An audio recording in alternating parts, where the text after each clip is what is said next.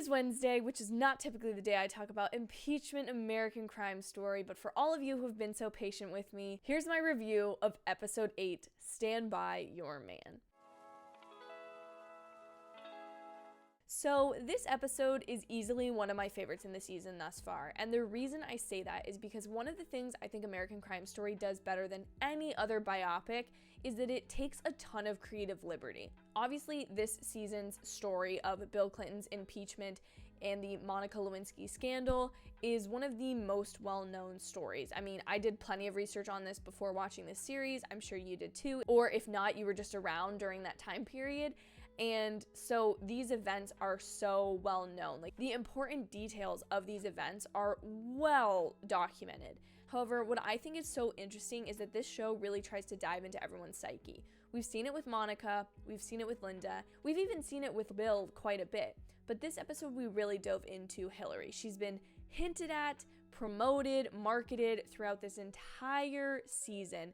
And we finally got an episode where Bill finally faces the consequences of his action to at least some personal degree and has to deal with that. And largely that is telling Hillary of his relationship with Monica and her reaction to that. So I just personally love an episode like this that really just says, you know what, like, sure, there are events and timelines that we know 100% certain, but let's explore because it's arguably more interesting and question what went on behind closed doors, because ultimately that's what is so intriguing about this scandal specifically, is that there were certain things that were hidden from the American public and people close to both Monica and Bill. And so this episode really gets to explore that through Hillary and Chelsea's lens. I also think it allows us to, not to get too philosophical, but it allows us to explore the really nuanced nature of truth and how there are a lot of complexities and layers to things such as a couple's decision to stay together after an affair or some type of infidelity. Like, there are so many layers to that this episode got to explore with this couple specifically.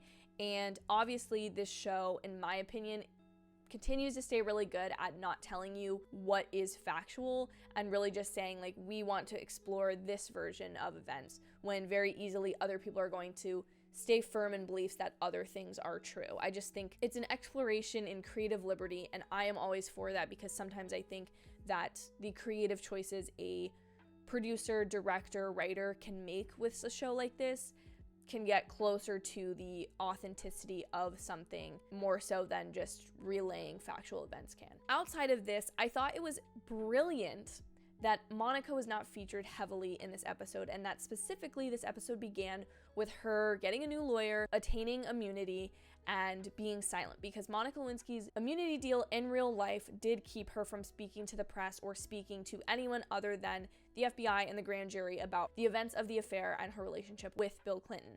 And so I thought it was brilliant to show that at the beginning of the episode, and then show her, the only other time we see her in the episode is when she gets to California. We see her watching the television, and it just shows that Bill Clinton was allowed to go back out, being the nature of the one with power in this relationship, being the president. He was able to go out and say his piece, whether that be truth or lies, and she was not allowed to say anything, which I just thought was very poignant in keeping her out of this episode. Obviously, they're trying to focus on the Clintons' relationship in this episode, but it was very just poignant too, to like Monica's inability in real life to really say things truthful or otherwise make statements about this relationship and this affair. I thought other great touches within the episode was when Bill was with his military advisors and he says define likely, because obviously he's trying to make a decision and that could be taken very well in context of what he's trying to define, but it obviously comes back later in his interrogation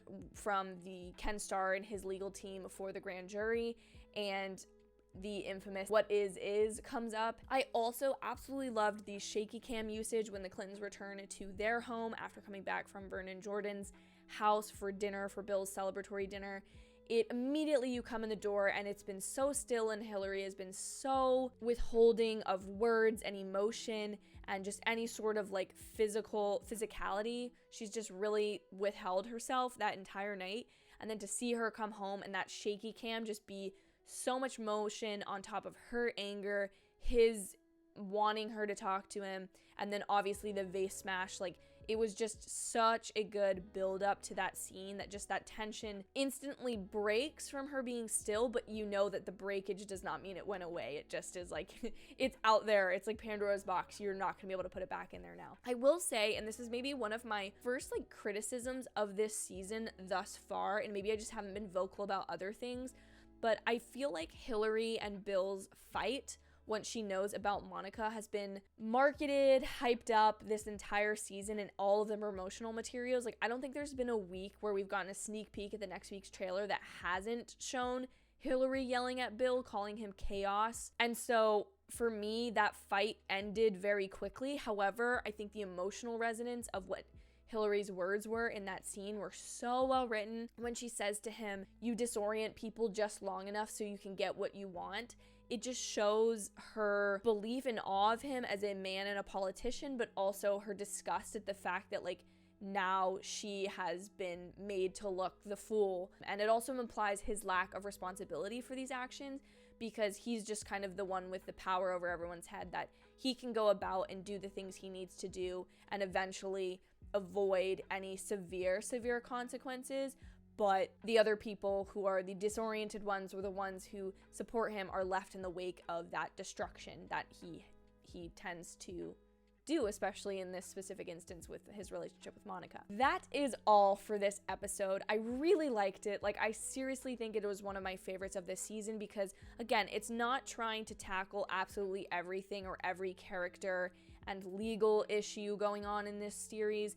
It really kind of follows a linear path. Everything that's there is there for a very specific reason, with Monica getting immunity so she is removed from the narrative, with him being interrogated by the grand jury so that he can specifically make his statement and think like he's taking care of the legal side of things. Now he should be able to similarly triumphant over this issue between him and his wife, but obviously that's not the case. And so I really love the creative liberty that was taken with this episode. I really love the exploration of the issues within their marriage and their personal reactions to these events. But what did you think? Let me know in the comments down below what you thought of episode 8 of Impeachment American Crime Story. I will be back next week, barring any more screenings. I will hopefully be back on Tuesday to do this.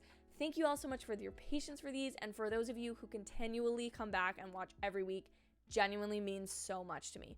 Have an absolutely amazing evening, and I will see you all in my very next video. Bye, y'all.